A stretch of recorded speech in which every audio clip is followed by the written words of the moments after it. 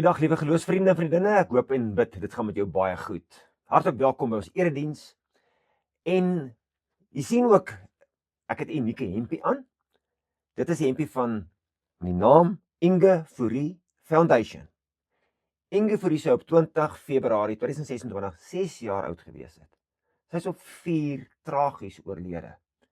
En is vir ons, vir my persoonlik, vir ons gesin, vir ons gemeente, vir die gemeenskap nog steeds 'n baie gevoelige teer saak.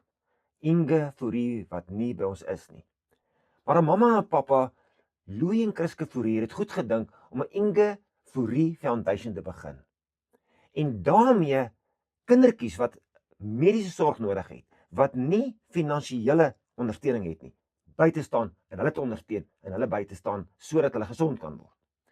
So dit is 'n fantastiese inisiatief van die mamma en die pappa. Ons dink in hierdie tyd aan Inge wat 2 jaar gelede weg is van ons af en ons mis haar geweldig. En ons dink net aan wat hierdie klein dogtertjie wat 4 jaar oud geword het, vandag en die afgelope 2 jaar en hoeveel mense se lewens gedoen het. Reddingswerk gedoen het. Belangrike werk gedoen het. Onontbeerlik belangrike noodsaaklike dienste gelewer het. Die klein Inge Fourie. Ek wil vandag praat oor klein mensies of klein dingetjies. Belangrike mense, miskien in jou oë, ek is 'n onbelangrike mens, wat ek kan doen om 'n verskil te maak, om 'n huwelik, 'n gesin, 'n kerk, 'n maatskappy, 'n gemeenskap, 'n dorp, 'n stad, 'n land te red. Ek gebruik graag die beeld van die hoefyster, die perde hoefyster, in 'n vergelyking met die spykertjie, die geroeste spykertjie. Watter een is die belangrikste? Jy sal sê, die hoefyster.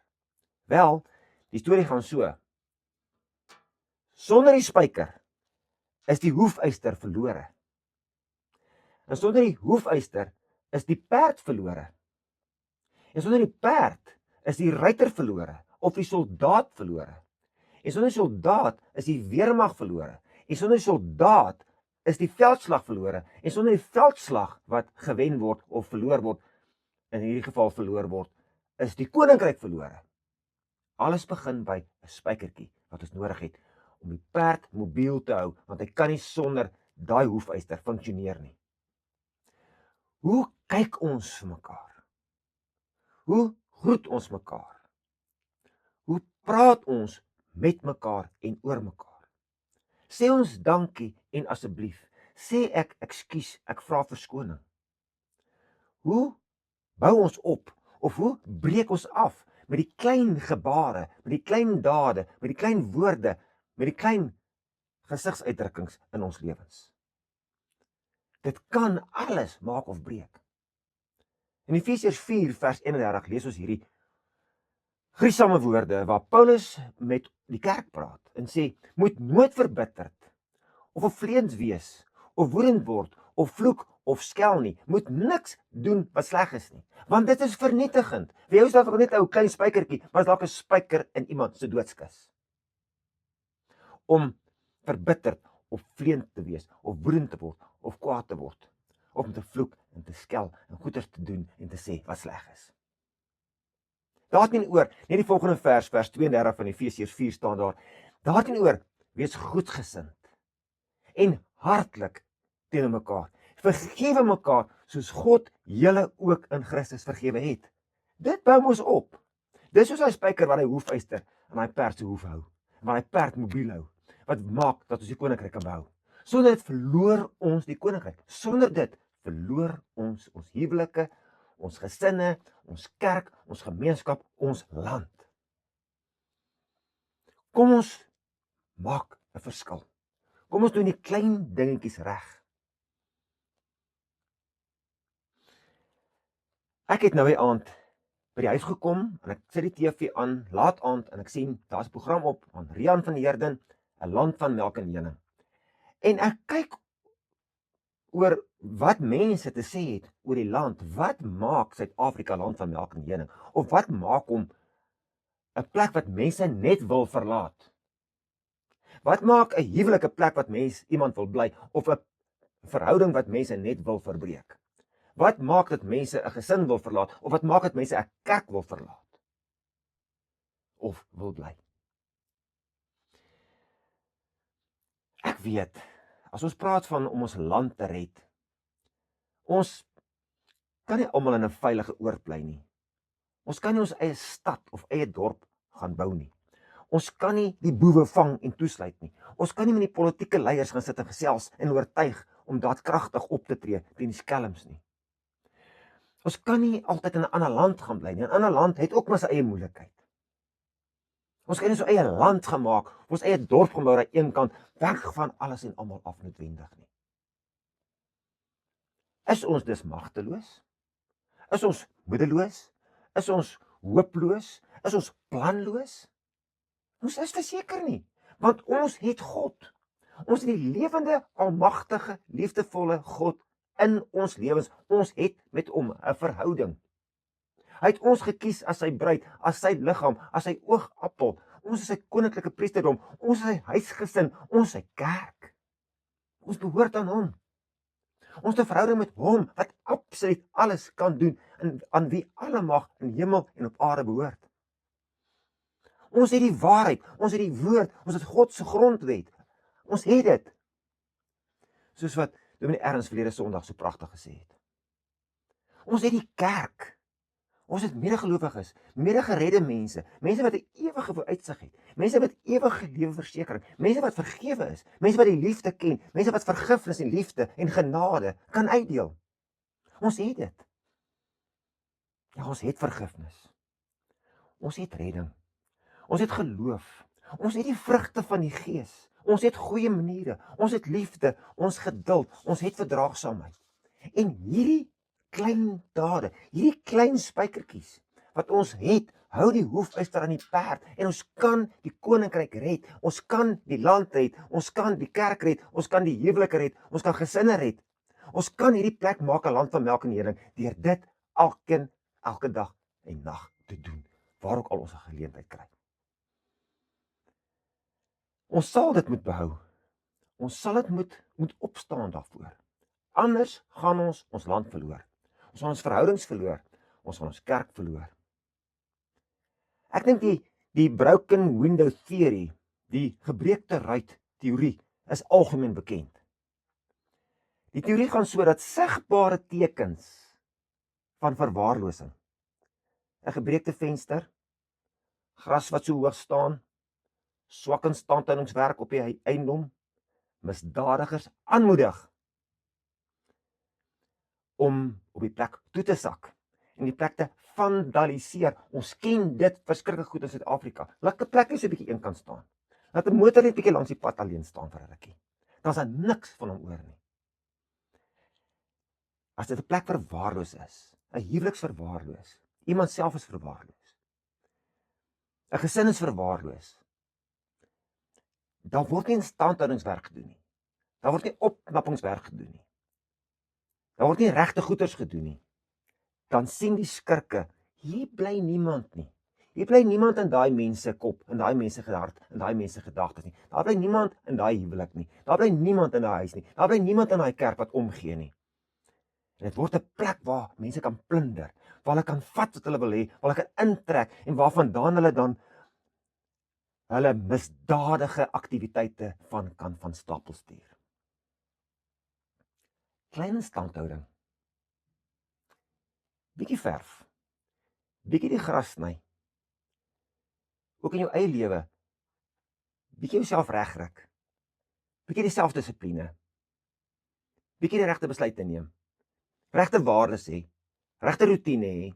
Regte goeders sê. Regte goeders doen. Vir die regte goeders opstaan. Kan 'n woonbuurt en 'n mens red van kriminele aktiwiteite. So proaktiewe optrede. Stuur 'n boodskap uit. Dat hierdie area gemonitor word. Dat hierdie area belangrik is. Dat hierdie mens, hierdie huwelik, hierdie gesin, hierdie kerk belangrik is. En boewery is nie welkom nie. Hands off. Daar's sekere reëls wat hier geld. Mens kan dit aan iemand sien. Mens kan dit aan 'n huwelik sien. Mens kan dit aan 'n gesin sien. Mens kan dit aan 'n kerk sien. Mens kan dit aan 'n huis sien. Mens kan dit in 'n gebou sien, mens kan dit in 'n eiendom sien.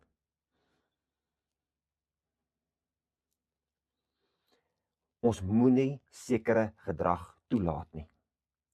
Gedrag soos kinder, aggressie, swak bywoning van eredienste, jeugaktiwiteite, swak betrokkenheid, onvriendelikheid. As ons nie aandag daaraan gee nie, sal die skurke en die boewe ook die kerk oorneem. Want hulle gedrag is daar welkom. Klein dingetjies wat ons vergeet te doen, gaan maak dat ons lewens en ons koninkryk en ons land verloor. Ons lees in Genesis 4 van Kain. Kain se jaloesie teen Abel. Dit het ongesien verbygaan.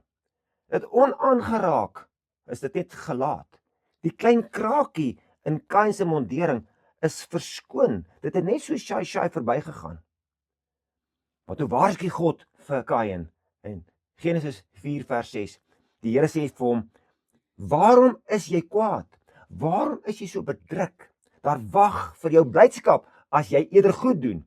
Maar as jy nie goed doen nie, wag die sonde in jou en gaan die sonde se wil die mag oor jou kry.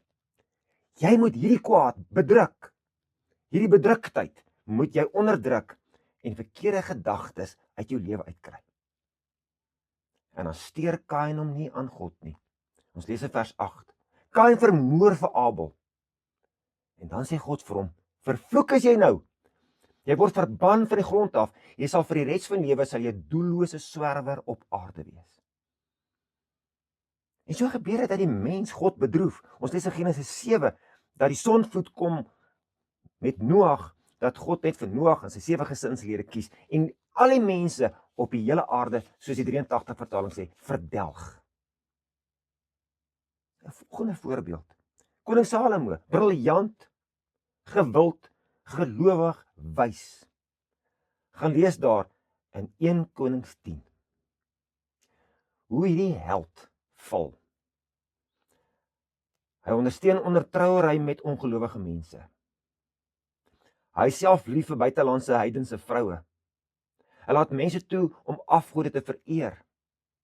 Hy beskou geld en goud as te belangrik, militêre mag as te belangrik.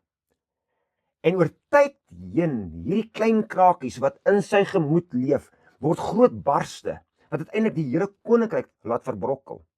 Oor tyd heen lei dit tot algemene ontrouheid onder mekaar, algemene ontrouheid aan God. In 1 Konings 10 lees ons: Salomo was lief vir buitelandse vroue uit heidense nasies. En God het vir hom gesê in vers 2: "Julle mag nie met hulle omgaan nie, want hulle gaan julle verlei om afgode te aanbid." En presies dit het gebeur. Ons lees in 1 Konings 10 vers 6: Salomo het gedoen wat verkeerd is in die oë van die Here. Hierdie briljante, gewilde, gelowige, wyse man het omgedraai, die krakies het gewys, dit het 'n groot barste geword. Uiteindelik was dit soos 'n aardbewing en hy het gedoen wat verkeerd is in die oë van die Here.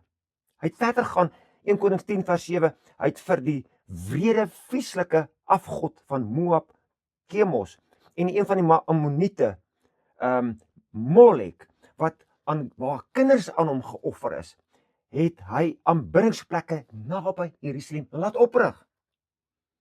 En dan lees ons in 1 Konings 10 vers 9, die toorn van die Here het in Salomo ontvlam. 2 maal het die Here aan Salomo verskyn en beveel om nie ander gode te dien nie. Tog het Salomo hom nie aan die Here gesteer nie. Het jy dit geweet? Gaan lees dit daar in 1 Konings 10. En uiteindelik het die ryk geskeur en uiteindelik is Israel in ballingskap weggevoer. Salomo het nie gehou by sy eie wysheid nie. Byvoorbeeld, Spreuke 29 vers 2 het hy gesê: 'n volk juig as gelowige mense die mag in die land het, maar hulle sug as die goddelose mense die mag in die land kry. Vat nou maar in enige land, vat nou maar 'n plek soos Suid-Afrika, hoeveel goddelose mense is daar wat ons land regeer. Spreuke 29 vers 16. As goddelose mense regeer die sonde ook. Maar die mense wat die wil van die Here doen, sal sien hoe die goddeloses ondergaan. Dis woorde van Salomo. Maar hy het sy woorde verloor. Hy het sy woorde vergeet, sy storielyn verloor, sy storie skeef geloop, dit is uitgegaan. Uiteindelik is die volk in ballingskap weggevoer. As jy grondgebied kyk wat Israel besit het in die tyd van Salomo en wat hulle vandag selfs besit, hulle het nooit herstel van Salomo se ontrouheid aan die Here nie. Klein geestelike verwaarlosing, klein geestelike misstappe, goed wat ons toelaat in ons lewens, toelaat ons gedagtes in ons harte, kan 'n hele gemeenskap verwoes. So kom ons red ons gesin, ons huwelik, ons kerk, ons dorp, ons land, ons lewe, ons gemoedstoestand, ons toekoms, ons hoop. Keer vroeg die agteruitgang in jou huis, die verwaarlosing van jou werf, die swakke maniere van jou lewensmaat, die verkeerde gedagtes wat in jou broei, die aggressie in jou huis, die skinderpraatjies in die kerk, die wegbly tendense, die doen wat ek wil, die ondankbaarheid teenoor God van die hemel en aarde, swak gedrag in God se koninkryk en in God se kerk en God se gemeente. Keer dit vroeg, anders word dit 'n pandemie wat soos 'n tsunami alles vernietig. Wat so mooi is. Kain kon 'n ongelooflike lewe gehad het. Dit wat Salomo nagelaat het, soos hy begin het, hy het nie so geëindig nie. Hy het swak geëindig en dit was verwoestend. Ja, sonder die spyker is die hoefyster verlore. En sonder die hoefyster is die perd verlore. En sonder die perd is die soldaat verlore. En soldaat is die weermag verlore. En sonder die weermag is die oorlog verlore. En sonder die oorlog wat gewen word, maar eerder verloor word, is die koninkryk verlore. Belangrike God gegewe goed, vrede, veiligheid, geluk, liefde, en ons sal 'n land van melk en honing hê. Dit word gered deur instandhouding, vroeë waarskuwings en die afkeer van afskuwelike, onaanvaarbare gedrag. Hou elke dag jou hand op jou huis. Hou elke dag jou hand op jou hart. Jou hand op jou mond, jou hand op jou huwelik, jou hand op jou gesin, jou gemeenskap en jou gemeente. Hou dit skoon en vriendelik en netjies. Dan bly die skrikke weg. Dan bly dit 'n plek wat almal innooi, waar daar vrede is, waar daar liefde is, waar daar geluk is. Dan word dit regtig jou huwelik, jou huis, jou kerk, jou land 'n plek, 'n land van melk en honing. Mag die Here vir ons daartoe seën. Kom ons bid. Here, ons kom na U toe vandag en ons besef maar klein goedjies wat ons verkeerd doen in ons lewens kan 'n geweldige impak maak. Klein gebare, klein woorde wat vir ons net nie so erg is om te sê nie, maar wat vernietigend is vir ons lewensmaat, vir ons kind, vir ons ma, ons pa, vir medegelowiges, vir mense in ons land. Kan vernietigend wees uiteindelik. Kan maak dat mense van ons sal wegloop. Kan maak dat so baie strukture in mekaar val en oorweldig word deur die bose, bewoon word deur Satan self en sy trawante. Here, seën ons om te fokus op dit, die klein goedjies, liefde, vreugde, vrede, geduld, vriendelikheid, goedhartigheid, nederigheid en selfbeheersing, op die vrugte van U Gees, om ons lewens en ons land 'n plek te maak van melk en honing. Amen. Seën vir jou, ons praat weer, totsiens.